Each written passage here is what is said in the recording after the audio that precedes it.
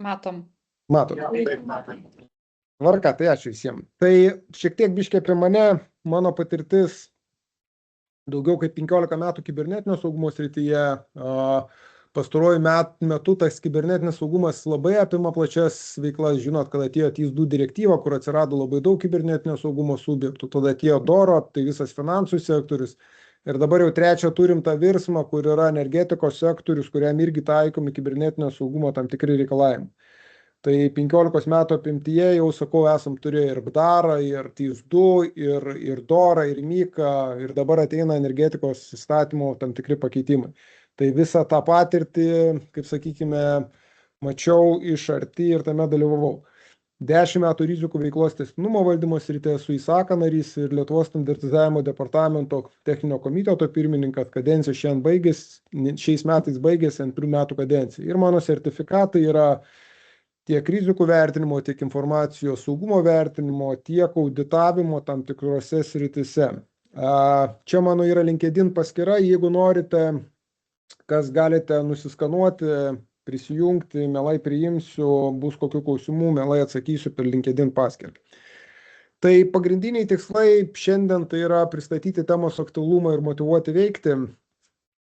Turbūt ką ir galiu pasakyti, ir įžangai pasakysiu dar tokį vieną dalyką, kad mūsų ta patirtis ne tik yra apimanti įvairias paslaugų teikimos mūsų klientam, bet lygiai taip pat esame ne vieną sutartį pasirašę tiek su Krašto apsaugos ministerija, tiek Nacionaliniu kibernetinio saugumo centru ir prisidedam prie tos pačios įstatymų aiškinimų arba metodinių rekomendacijų rengimų. Tai čia mūsų viena iš praeitų metų sutartis, kurios apimtyje mūsų tikslas buvo padėti kibernetinio saugumo subjektams pasirengti reikiamus kibernetinio saugumo politikos dokumentus pagal kibernetinio saugumo įstatymą ir TIS2 direktyvą. Ir mes būtent parengėm tiek gaires, tiek jų šablonus. Kodėl tai sakau? Todėl, kad tai bus pakankamai aktualu ir nagrinėjant ir šitą klausimą. Tai dabar viskas, kaip ten sako, nuo pradžių Adomo ir Ievos. Tai visų pirma, ne pagrindinis įstatymas yra energetikos įstatymas, bet visi reikalavimai, kurie susiję su kibernetiniu saugumu energetikos sektoriuje atkeliavo dar iš 19 metų reglamento, ES reglamentų, kurio buvo panaikinta direktyva ir jis vadinasi dėl pasirengimo valdyti riziką elektros energijos sektoriuje.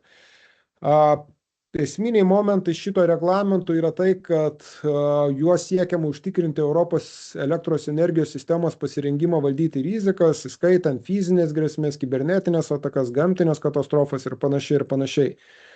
Nors jeigu matysime, kad tas reglamentas daugiau reguliuoja operatorių, tai šiuo atveju Lietuvos, jeigu žiūrėti mastu, tai yra Litgridas, ESO ir kiti, ir nustato reikalavimus, bet labai aiškiai nustato tam tikras gaires. Ir mes matysim iš energetikos įstatymo, kad ten pagrinde kalba apie valdymų sistemų ir jų komponentų saugumo, bet reglamentas aiškiai reglamentuoja keletą tokių labai svarbių akcentų. Tai visų pirma, kalba apie rizikų identifikavimą ir valdymą ir mes ten paliesime petos reikalavimuose, kas tai yra susijęs su rizikų valdymu. Antras dalykas, kaip matote, yra kalba apie tam tikrą netgi incidentų koordinavimą. Tai turbūt, ko aš dabar pasigendu petos taisyklėse ir energetikos įstatymė, apie incidentų valdymą energetikos sektoriuje turbūt yra mažai užsiminta, bet atsižvelgiant į tai, kad reglamente yra nustatytos tam tikros kryptis, tai aš manau, kad artimiausių metų turbūt bus tam tikri pakeitimai ir apie incidentų valdymą bus pasisakyta daugiau. Atkreipsiu dėmesį į tai, kad pagal TIS2 direktyvą kibernetinio saugumo įstatymą, pagal DORą ir kitus ES reglamentus, incidentų valdymas yra viena iš svarbiausių dalių, tai yra, kad įvykus tam tikram kibernetiniam incidentui, subjektas privalo informuoti kontroliuojančios organizacijos. Tai pagal TIS2 direktyvą kibernetinio saugumo įstatymą Nacionalinį kibernetinio saugumo centro, pagal DORA direktyvą Lietuvos banką, tai yra reguliuotoja. Tai aš manau, kad tai yra tik tai laiko klausimas, kada atsiras ir tas incidentų valdymo procesas, būtent ir energetikos įstatymai ir poįstatyminėse teisės aktuose. Tiesa nepasakiau, nežiūrint tai, kad daugiau bus monologas, sakykime, mano pristatant šitą temos aktualumą, bet jūs esate laisvi ir galite tiek užduoti klausimus į chatą, tada mano kolegė sureaguos ir pasakys, kad yra užduoti klausimai, aš mielai tai atsakysiu.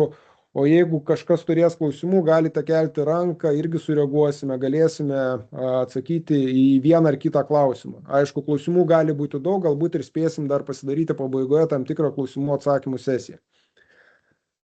Energetikos įstatymas. Tai energetikos įstatymė, kas skaitėt, yra 73 su ženkleliu 3 straipsnio atitinkamos dalis ir pirma dalis kalba apie tai, kad turi būti užtikrintas valdymo sistemų, tai elektros energijos gamybos, kaupimo įrenginių, informacijos valdymo sistemų, gamybos valdymo sistemų, tai skadinių valdymų sistemų saugumas. Ir pagrindė saugumas jis yra suprantamas nuo galimybės apsisaugoti priešiškų šalių gaminamą įrangą ar priešiškų šalių gamintojų ir paslaugų tiekėjų, kurie teikia paslaugos energetikos sektoriaus subjektams. Ir ką mes matome, atsiranda reikalavimas pateikti deklaraciją, mes apie deklaraciją šiek tiek vėliau pasikalbėsime, kuriuos pagrindų vartotojas tinklo deklaruotų apie tai, kad jis atitinka visus įstatymai ir poįstatyminiuose teisės aktuose nustatytus reikalavimus, o tam reikės tam tikrų pasirengimo žingsnių ir netgi kibernetinio saugumo auditą. Ir mes čia turime reikalavimą, kad deklaracija turi patvirtinti, kad yra įgyvendinti elektros energijos įrenginių valdymo sistemos saugumo reikalavimai ir užtikrintos atitinkamos įgyvendinančios sąlygos. Ir matot, kad tinklų naudotojas atsako už deklaracijoje nurodytos pateiktinos informacijos teisingumą. Atkreipsiu dėmesį, kad nėra kalba apie paslaugų tiekėjus, kurie galbūt prižiūri jūsų valdymo sistemas.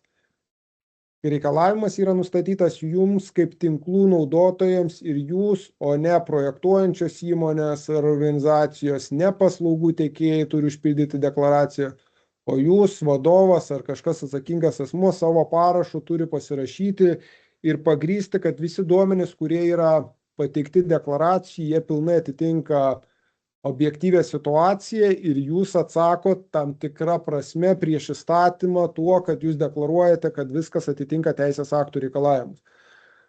Kodėl visą tai sakau? Todėl, kad tai nebus vien tik tai formalus procesas, kur jūs tik tai deklaruojate ir to viskas pasilieka, tai bus daromi ir tam tikri papildomi auditai, kuriuos planuoja organizuoti tiek ESO, tiek Litgridas, samdyti išorės auditorius, kurie vertins, ar jūsų pateiktos deklaracijos ir esama situacija atitinka tai, ką jūs deklaravote. Tai čia labai svarbus aspektas. Nu ir ką, ir turime, kaip mes visi trumpai vadina PETA taisyklės, bet tos PETA taisyklės jūs turbūt žinot, kad yra 2 rūšių, tai yra pasinaudojimo elektros skirstomaisiais tinklais ir pasinaudojimo elektros perdavimo tinklais. Tai vienas mes pavadinsime sąlyginai ESO PETA, o kitas sąlyginai pavadinsime Litgrid. Turbūt iš įstatymo leidėjo pusės man sudėtinga suprasti, kai vertas visų kiekvienų naujų įsakymų keičia tas taisyklės, tipiškai kibernetinio saugumo įstatymai, jeigu žiūrėti poįstatyminius teisės aktus, ten koks 818 nutarimas yra ten 18 metų ir yra keičiamas pats nutarimas. Ir visada mes žinom, kad yra 818. Tai šituo atveju kiekvieną kartą vis tos taisyklės keičiasi ir gauna tam tikrą kitą numeraciją. Tai ką dabar sako šitos PETA taisyklės? Tai visų pirma, PETOS taisyklės, kam yra subjektai, kuriem taikomi šitie reikalavimai. Tai elektros energijos gamintojams, kurie turi 100 kW, kaupimo įrenginių valdytojams virš 100 kW, kombinuotiems gamintojams, kaupėjams ir gaminantiems vartotojams, kurie bendros įrangos galia yra virš 100 kW.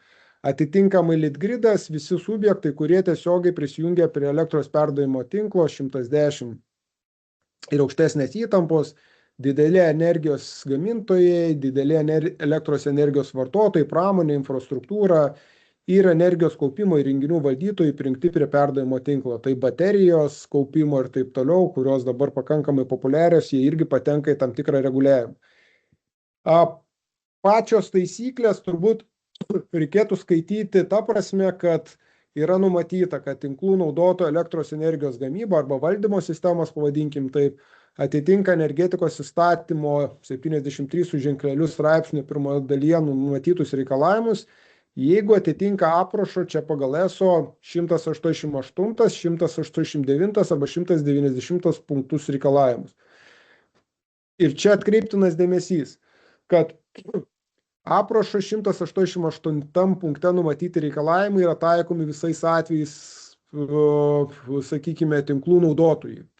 189 punkto reikalavimai yra taikomi tik tais atvejais, jeigu tinklų naudotojas neturi valdymo sistemos tinklo įrenginių iš priešiškų valstybių, tai yra nacionalinio saugumui grėsmės keliančių šalių, arba gamintojas, tiekėjas ar paslaugų tiekėjas, kuris užtikrina paslaugų priežiūrą, nėra registruoti arba nevykdo veiklą būtent tose šalyse.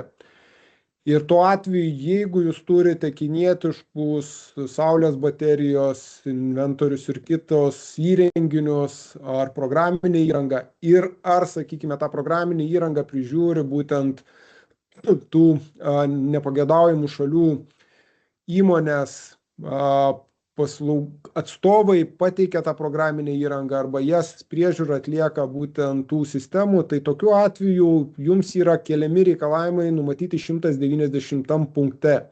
Ir mes matysim iš tų reikalavimų tada, kad atsiranda tokie reikalavimai, kaip turėti offline režimą arba užtikrinti, kad valdymo sistemos galėtų veikti savarankiškai be gamintojo ten ir jų atstovų įsikišimo ir panašiai. Ir čia dažnai aš gaunu klausimą, kai tik tai turime susitikimą dėl petos reikalavimus. Pirmas klausimas būna, tai kaip mes čia galėsime veikti, kai pas mus bus offline režimas. Tai noriu atkreipdėmėsi, kad offline režimas yra reikalavimas keliamas tik tokiu atveju, jeigu iš tiesų jūs turite tų šalių valdymo sistemo komponentų programinės aparatinės įrangą arba, sakykime, tą įrangą prižiūri paslaugų tiekėjai, gamintojų atstovai iš nepageidaujamų šalių. Tai tą reiktų turbūt atkreipti dėmesį labai. Ir dar keli... Taip. Čia yra pora klausimų komentaruose. Tai vienas yra, kas yra atsakingas už deklaracijos pateikimą ESO įmonės vadovas ar CISO?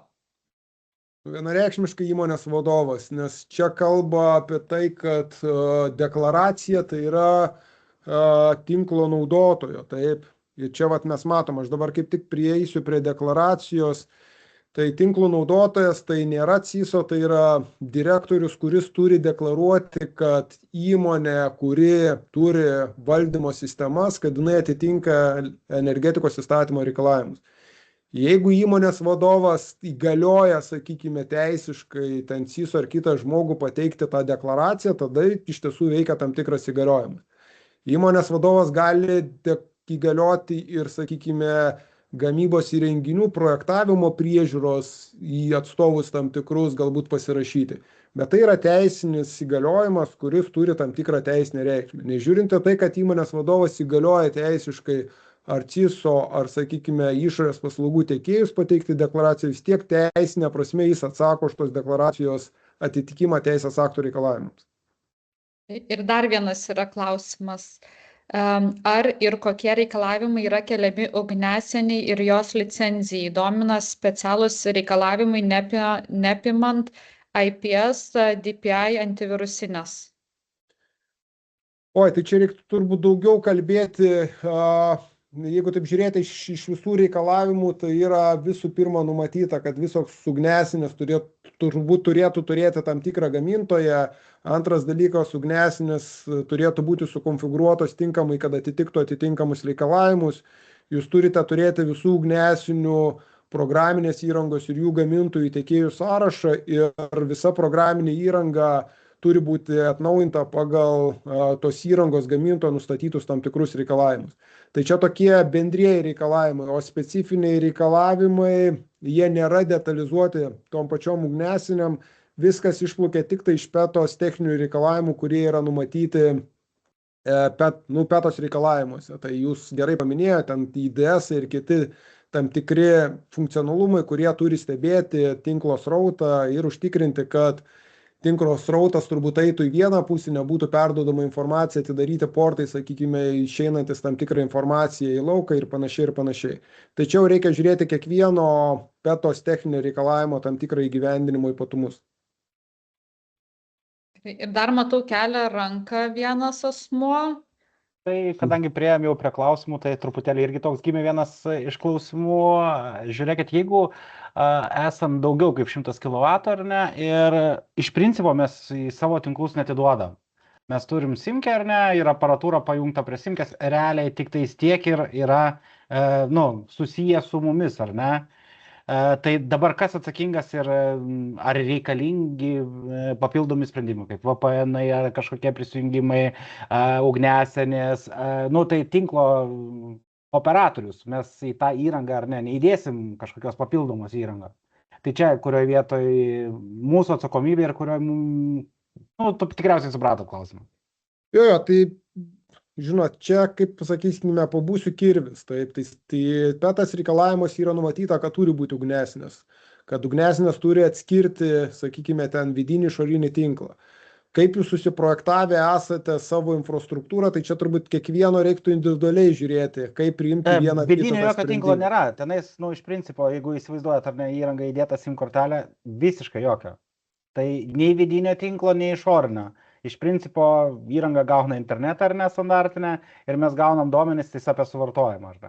Tai mes net teoriškai net negalim, ar ne, į tą simkę įdėti kažkokio firewallą, tai ten kažkoks operatorius galėtų apsaugoti šitą daiktą, bet čia tikriausiai jau patys operatoriai iš savęs turi tą TIS2 direktyvą laikytis, tai vėlgi, tai čia papildomai turbūt nereikia.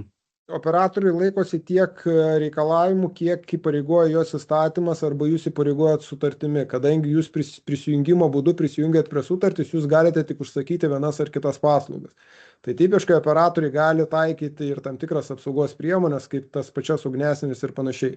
Bet dabar, žinot, jūsų atveju, tai aš taip 1-2 nepasakyčiau. Reiktų turbūt žiūrėti, kaip yra sukonfigūruoti visi tie įrenginiai ir tada spręsti, ką daryti, kaip atitikti teisės aktų reikalavimus. Tai vis dėlto šiuo metu yra parašyta, kad turi būti ugnesinės, kurios būtent apsaugo atitinkamą srautą. Tai jeigu jūs užduotume tą klausimą papildomai kolegiam, mes galėsime pasidaryti tada atskirą aptarimą ir aptarti iš techninės pusės, kaip galima būtų realizuoti jūsų apimtyje.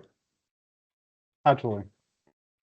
Gerai. Dar vieną klausimą turiu, tai aš nežinau, galvoju, jeigu tiek yra klausimų, gal galime atsakyti šito, kitus, gal ir į pabaigą palikti. Gerai, sutarėm. Tai paskutinis dabar klausimas kol kas. ESO peto taisyklėse buvo paminėta, kad objektai negali būti prijungti prie valdymo sistemos belaidžių būdu. Kaip tai suprasta, reikalavimas bus patenkintas, jei fiziškai nutolęs objektas elektrinė bus prijungta prie valdymo sistemos per VPN tinklą, nepaisant to, kad fiziškai VPN ryšys bus mobiliais LTE tinklais. Ar uždaras VPN be išėjimo į internetą būtų užskaitomas kaip darbas offline?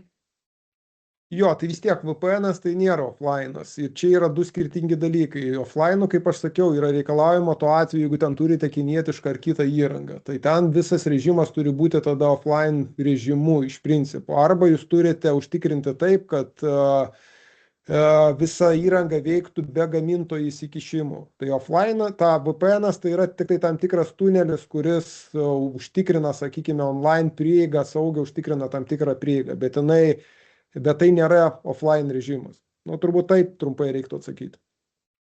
Ir kaip jūs užtikrinsite tos programinės įrangos atnaujinimą, ir čia klausimas yra pagrindinis toks. Jeigu vis dėlto jūs turite kinietišką įrangą, aš sakau, jūs turite tam tikrą galvos skausmą. Jūs tada tokiu atveju turėsite galvoti, kaip užtikrinsite programinės įrangos atnaujinimo, pakeitimus ir kitus dalykus. Galbūt vienu atveju dalyvaujant, kitu atveju nedalyvaujant tam tikriems nepageidaujantiems gamintojams. Ir čia įvairios situacijos yra, mes kalbėjom, pavyzdžiui, turi tam tikrą kinietišką programinę įrangą, kinietis atvažiuoja su savo nešiojimų įrenginiu, jungiasi prie jūsų tinklo, atnaujina tam tikrą programinę įrangą. Tai tokių dalykų nebeturėtų būti. Tai reiškia, atstovai turėtų būti pasirenkami galbūt europiečiai, jeigu vis dėlto kinietis atvažiuoja, tai tada turėtų programinę įrangą diegiamą jūsų darbo vietą, KDV. Jūs turėtumėte, yra prašyta atlikti saugumo auditą, tai yra testavimą, ar nėra ta programinė įranga su tam tikrais virusais ir panašiai. dalyvauti diegimo metu, užtikrinti, kad ta programinė įranga būtų įdiegta fiziškai į tam tikrą darbo vietą.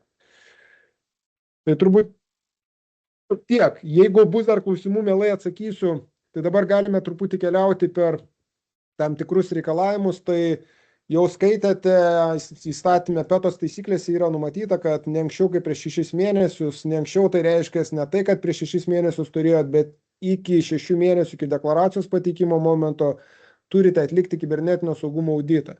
Ir čia labai svarbu yra, kas yra objektas kibernetinio saugumo audito. Tai mes matom, kad tikslas yra identifikuoti galimas saugumo spragas, o tik tos saugumo spragos turi būti pašalintos iki deklaracijos pateikimo momento.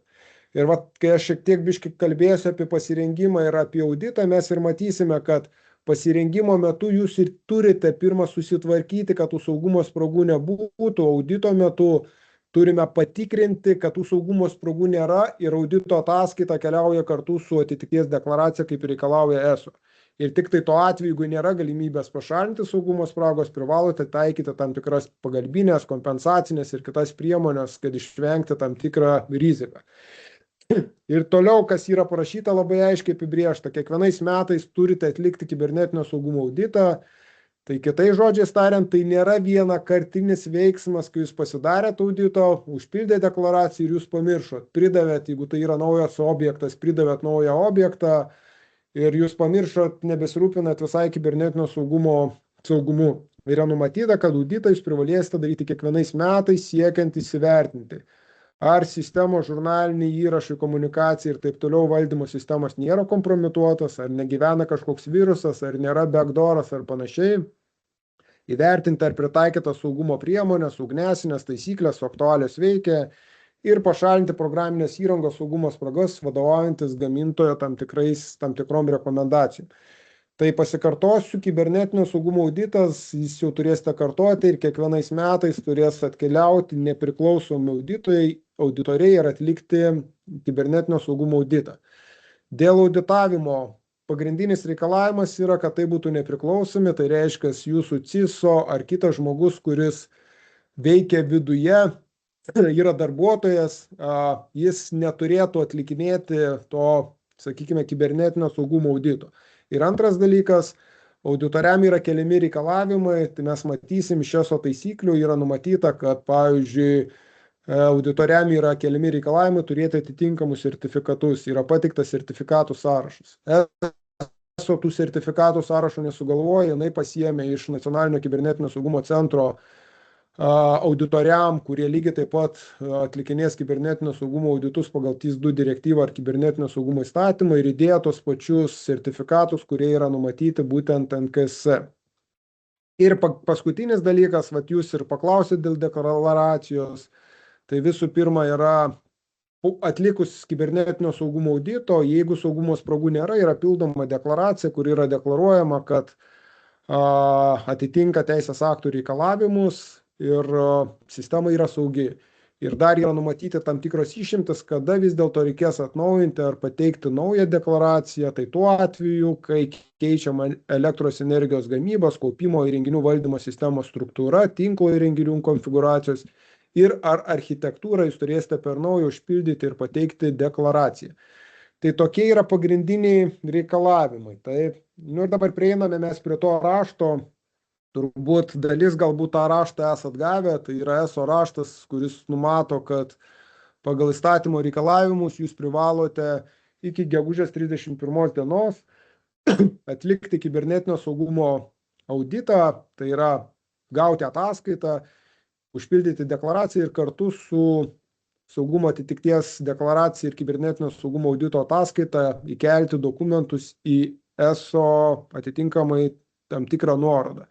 Deklaracija nėra patvirtinta, deklaracija yra pastovi, jinai ten aiškiai yra, kas galbūt iš praktinės pusės yra tam tikrų ypatumų, ką mes pasidėjom, kad kai kurie reikalavimai šiek tiek skiriasi nuo deklaracijų numatytų tam tikros atitikties, tai būkite labai atidūs, kai pildysite deklaraciją, kad kažko tai nepraleist. Nes pateikus deklaraciją yra du galimi variantai. Vienas, jūs deklaruojate, kad jūs atitinkat pilnai reikalavimus ir pridedat kibernetinio saugumo audito ataskaitą, kur patvirtina, kad tie reikalavimai yra atitinka.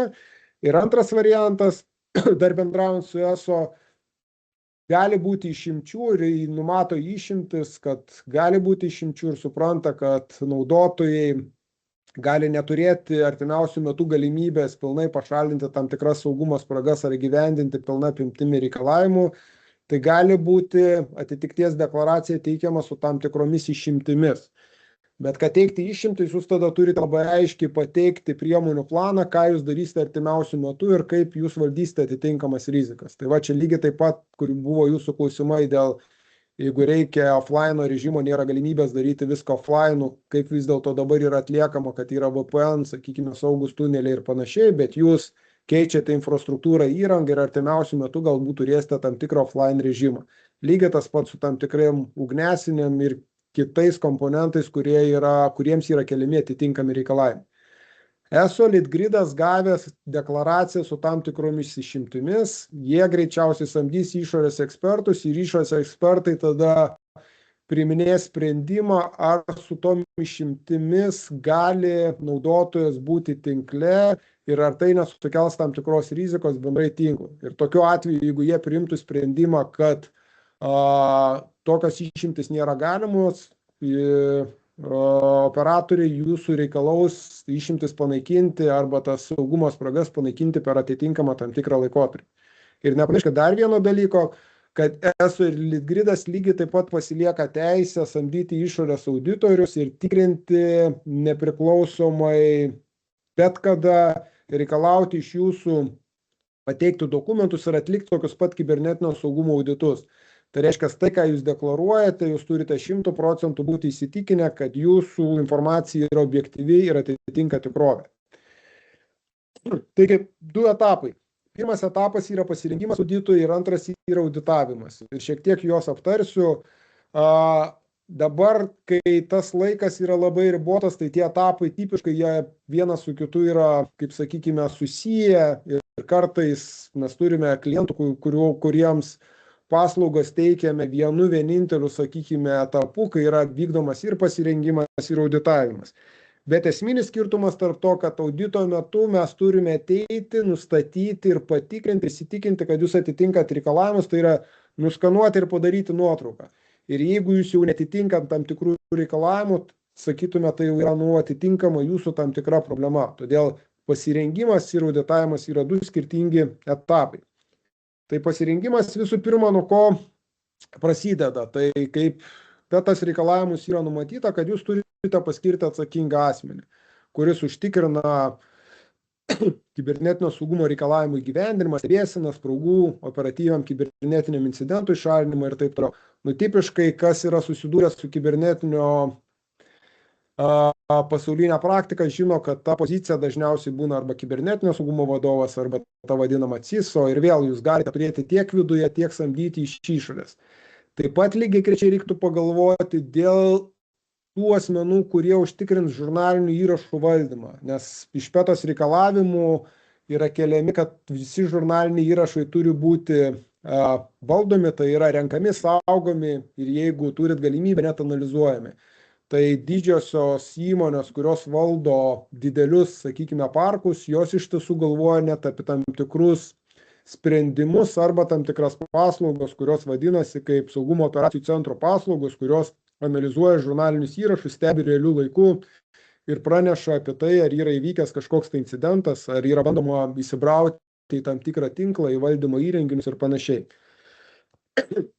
Kitas etapas yra Meta reikalavimų, sakyčiau, yra tokia padrika visuma tam tikrų reikalavimų. Taip, lyginant su kokiu kibernetinio saugumo įstatymu, ten labai aiškiai pastatiniuojant teisės aktai yra sudėta į tam tikrus blokus. Tai yra prieigų valdymas, programinės įrangos atnaujinimas valdymas, tada pakeitimų valdymas, turto valdymas ir taip toliau.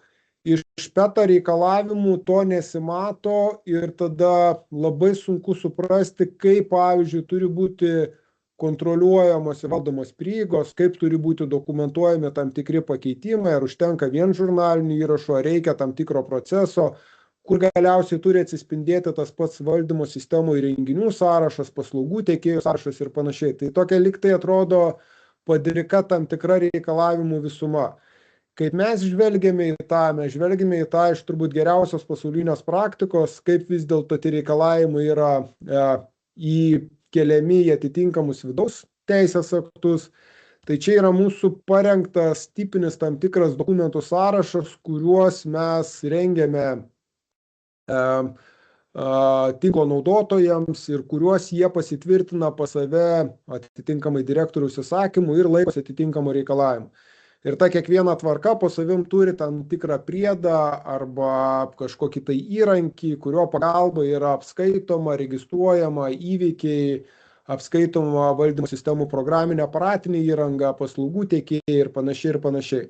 Tai yra pavyzdinis sąrašas, gali būti toks sąrašas, galbūt gali būti ir viena politika tvarka, į kurią yra sukelti atitinkami reikalavimai ir aprašyti procesai, kaip jūs turėtumėte juos įgyvendinti.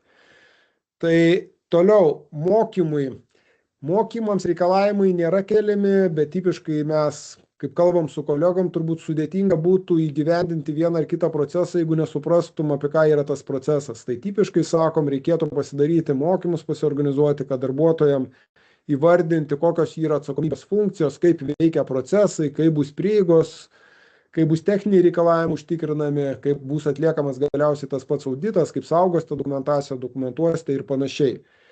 Ir toliau keletą tokių esminių reikalavimų, tai prisimenat, minėjau, kad nežiūrinti tai, kad jūs atliksite kibernetinio saugumo auditą ir užpildysite deklaraciją, atiduosite, operatorius arba jo pasamdyti paslaugų tiekėjai gali reikalauti, jūs per 5 darbo dienas privalote pateikti atitinkamus dokumentus. Tai pirma prasideda naudojamos elektros energijos gamybos, kaupimo ir įrenginių valdymo sistemų komponentų sąrašas, programinės, aparatinės įrangos, tinklo įrangos ir taip toliau, tos pačios ugnesinės matysim sąrašas ir taip toliau. Jūs turite turėti tą sąrašą ir jis turi būti nuolatos atnaujinamas. Tai nusipirko tam tikrą naują programinę įrangą ar aparatinę, jūs turite tą sąrašą pasipildyti. Tai turite pasirengti. Antras dalykas, jau kalbėti apie ugnesinės. Turite turėti ugnesinių sąrašą, gamintojai, naudojimų licenzijų pavadinimus ir taip toliau. Trečias dalykas jau minėta, turite turėti ir pareikalavus pateikti valdymo sistemų komponentų gamintojų, tiekėjų ir priežiūros paslaugas teikiančių paslaugų tiekėjų sąrašą, kuriame turi būti, kur įmonė yra registruota, kur įmonė užsiema pagrindinė veikla ir jeigu dar žiūrėti iš reikalavimų, tai net yra numatyta įmonę kontroliuojančių fizinių asmenų gyvenamąją ir registruotą vietą, kas yra labai sudėtingai įgyvendinama ir turbūt šičia ir bus didžiausias klaustukas, kaip bus galima gauti iš gamintojo ar tiekėjo ar paslaugų tiekėjo jo kontroliuojančių asmenų sąrašą. Čia atsiranda labai didelis due diligence, bet tokie yra numatyti reikalavimai. Skirtumai tarp to suprantat, kad gali būti kinietiška įranga, atstovai yra europiečiai, priežiūrą užtikrina europiečiai. Ir gali būti atvirkštinis variantas. Vokiečių gamintojas, priežiūra arba atstovas yra, sakykime, kokia Kinijos ar kita įmonė ir priežiūros paslaugų tiekėjas irgi yra, pavyzdžiui, koks baltarusas programeris, kuris prisijungia ir jums užtikrina tam tikrą valdymą, jis gyvena ir jo gyvenamoji vieta yra Baltarusijos Respublikoje. Taip pat turite turėti asmenų turinčių nuolatinę fizinę ir nuotolinę prieigą. Tai reiškia administratorių sąrašus, kurie turi prieigas, nesvarbu, ar tai yra su VPN naudojama, ar jie fiziškai atvažiuoja ir taip toliau. Ir tų, kurie fiziškai atvažiuoja ir turi galimybę patekti prie valdymo įrenginių, prie patalpų ir taip toliau sąrašą. Kas toliau matome? Tinklų naudotojas iki prieigos suteikimo privalo raštu supažindinti visus, kurie turi prieigas apie tai, kad jie susipažino su energetikos įstatymo reikalavimas. Tai mes vadinam rašytiniai pasižadėjimai arba konfidencialumo pasižadėjimai, gaunami iš kiekvieno vartotojo, kuris turi prieigas. Ir kaip matote, apačioje yra parašyta, kad prie kiekvienos tvarkos yra atitinkamai tam tikras priedas, kurį mes rengiame tam, kad būtų galima užpildyti. Tai trečiųjų šalių valdymo tvarkos priedas yra visų tiekėjų sąrašas, turto valdymo priedas yra naudojamas valdymo sistemų sąrašas, Tada mes turime prieigų valdymo tvarkos priedas, administratorių turinčių prieigas prie valdymų sistemų sąrašas, tada fizinė saugoje yra leidimų žurnalas ir taip toliau, konfidencialumo pasižadėjimas yra prieigų valdymo irgi atitinkama dalis. Ir dar vieną matome, kad valdymo sistemų žurnalinius įrašus, komunikacijas ir taip toliau jūs turite turėti žurnalinius įrašus iki paskutinio valdymo sistemos kibernetinio saugumo audito. Tai čia irgi yra žurnalinių įrašų valdymo procesas, kur yra numatyta, kaip turi būti užtikrinami žurnalinių įrašų rinkimas ir saugojimas. Ir dabar prisimenat, sakiau, kad yra tam tikros sąlygos, tokiu atveju, jeigu jūs turite kinietišką įrangą, jeigu jūs turite paslaugų teikėjus ir taip toliau, atsiranda papildomi rizikos valdymo tam tikri komponentai. Tai va ten yra atsiranda reikalavimai arba offline, arba kad valdymo sistemos veiktų be gamintojų ir paslaugų teikėjų, kurie yra nepageidaujamose šalyse įsitraukimo. Ir tada jums atsiranda papildomi reikalavimai atlikti tam tikrus rizikos vertinimus, jį turite atlikti taip pat kartu su deklaracija ir kibernetinio saugumo audito ataskaita pateikti ne anksčiau kaip prieš 6 mėnesius. Ir kiekvienais metais jūs turėsite atnaujinti tos rizikos vertinimus. Tai viena iš mūsų rengiamų tvarkų politikų tipiškai yra rizikų valdymo tvarka, kurioje aprašyta metodika, kaip atliekamas rizikų vertinimas ir tada pagal tam tikrą rizikų klasifikatorių grėsmės yra įvertinamos tos rizikos ir numatomos tam tikros kontrolės priemonės.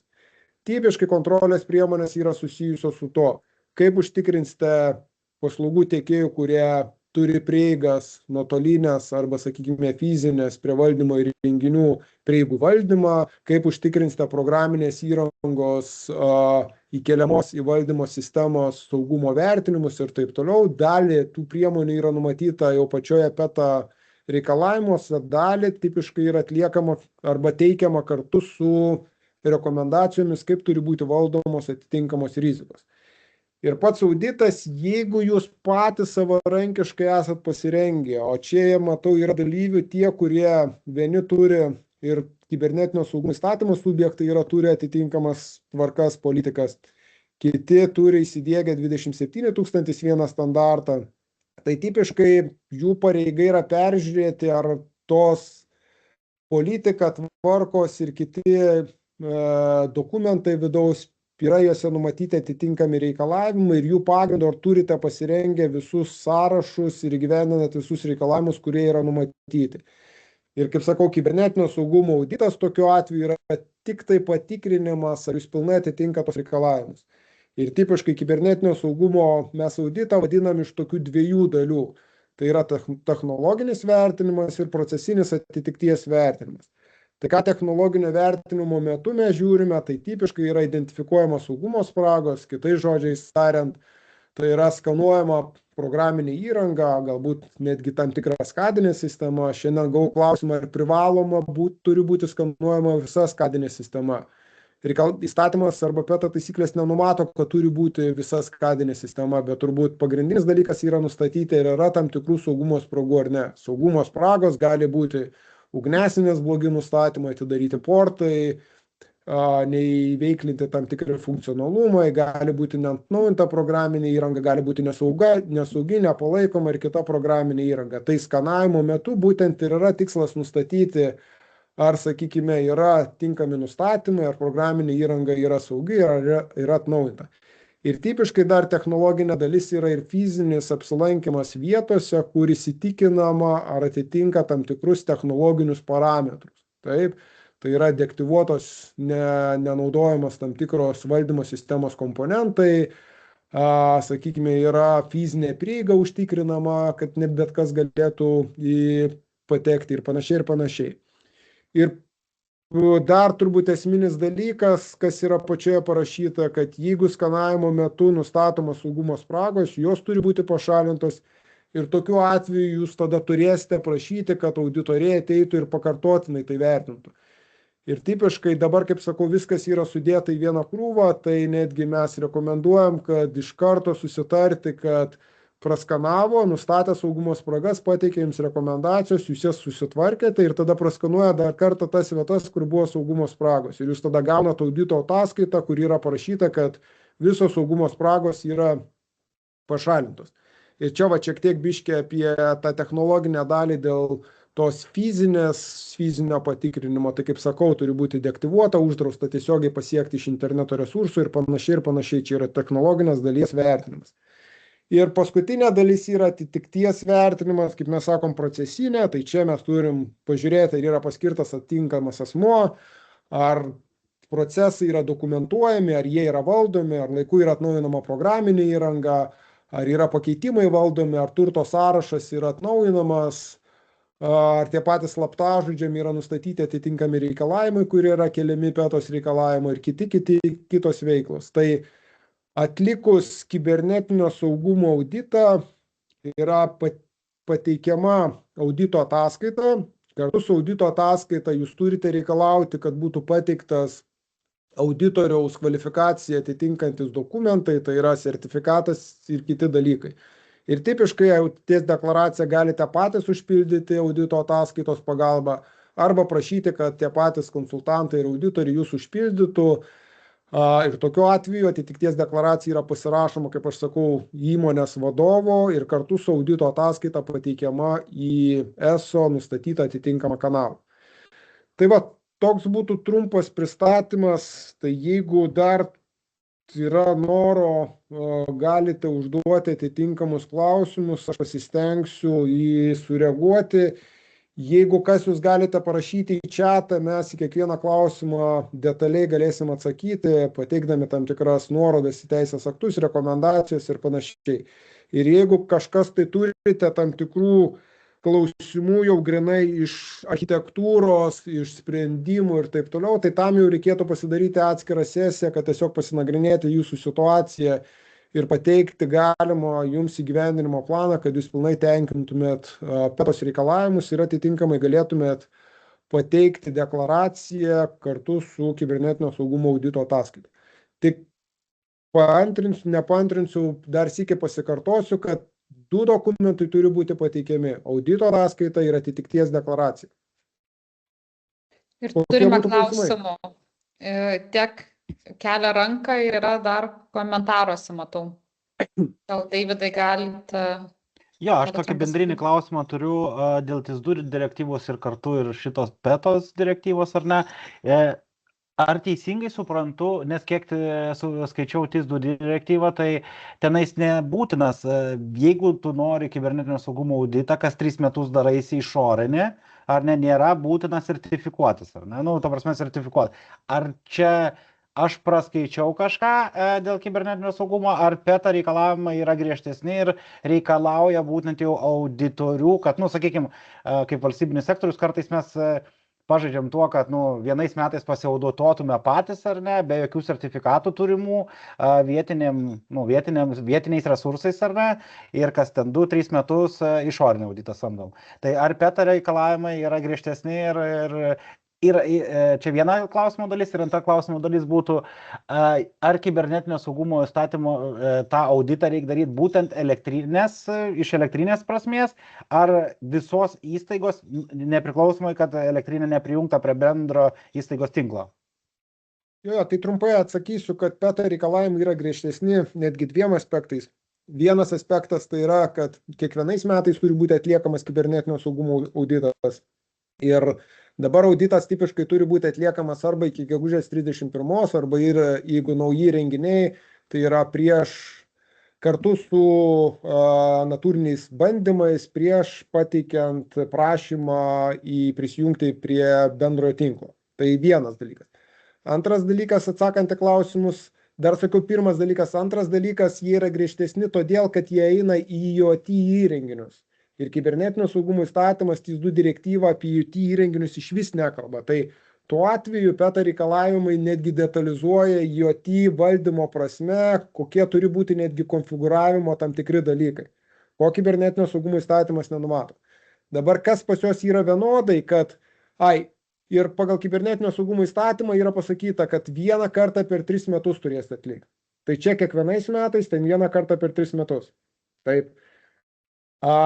Kibernetinio saugumo įstatymė yra kita dar tik tam tikra reikalavimas numatytas, kad kiekvienais metais turite atlikti atitikties vertinimą. Tai va, mano čia paminėtas tas atitikties vertinimas, kurį mes sakom sudėtinė kibernetinio saugumo audito dalis, tai pagal TIS2 direktyvą jūs privalote atlikti kiekvienais metais. Tai atitikties vertinimą jūs galite atlikti savo jėgomis, savo darbuotojų. Bet auditas ir vienur ir kitur yra prašytas nepriklausomas. Ir antras dalykas yra prašytas, kad jį gali atlikti tik sertifikuoti auditoriai. Tai pavyzdžiui, kibernetinio saugumo įstatymo atveju NKS yra parengusi auditorių sąrašą ir turintis sertifikatus auditoriai galės atlikinėti šitos kibernetinio saugumo auditus. Šitą sąrašą pasiėmė ir ESO ir Litgridas. Ir jie pateikė nuorodą ir netgi ten pateikė 3 pavyzdinius sertifikatus, kuriuos turintis auditoriai gali atlikti kibernetinio saugumo auditą pagal energetikos įstatymą. Patys auditai, jie metodinė prasme, jie yra panašus. Tik tai pavyzdžiui, kaip sakau, energetikos įstatymo atveju, vien neužteks atlikti to procesinio arba dokumentinio vertinimo, nes reikia įvertinti programinę įrangą, reikia įvertinti saugumo spragas, reikia įvertinti nustatymus. Kaip įsivaizduojant KS kibernetinio saugumo vertinimo prasme, tai ten daugiau bus toksai nepriklausomos trečiosios šalies atitikties vertinimas, kur jums dokumentacija, jums procesus, reikės pateikti įrodymus ir panašiai. Tai jie labai panašus yra, bet šiek tiek skiriasi. Ar atsakiau šitą klausimą? Jo, atsakėt, tik tais man dabar klausimas dėl audito ar ne pačio PETai.